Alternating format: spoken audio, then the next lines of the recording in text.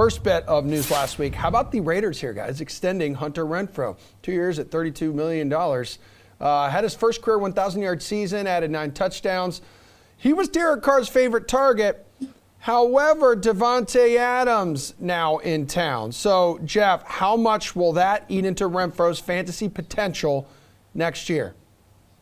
Yeah, just a touch. Just a wee bit. I think here. There's no way Hunter Renfrow's getting 9 touchdowns this year. I feel very confident in saying that. That's going to be, I think, the biggest thing with Davante Adams there being such a good red zone target.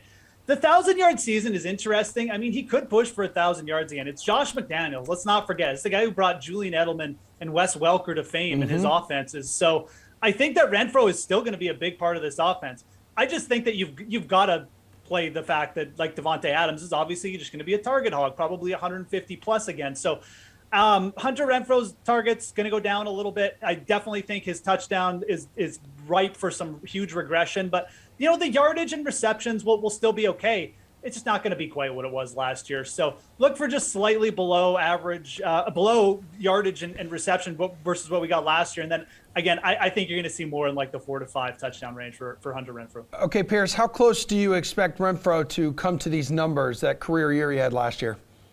Not very close. From a season-long perspective, I don't think you can roster the guy. I mean, you can take him in late-round picks, but DFS-wise, it'll be a week-to-week situation. Maybe there's a specific matchup where the other opponent specifically suits his playing style and he can get a lot of underneath routes, or they got a lockdown corner that's going to be focused on Davante Adams. Maybe that will open him up. But for most weeks, it's just not going to happen. He's not going to get 120 targets. He's not going to get these touchdowns. And if he does get that many targets and that many touchdowns, then there's probably a problem with this offense.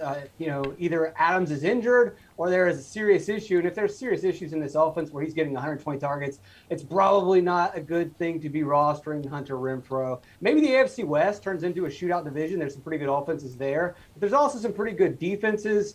Long story short, there's no way that he gets close to this number again.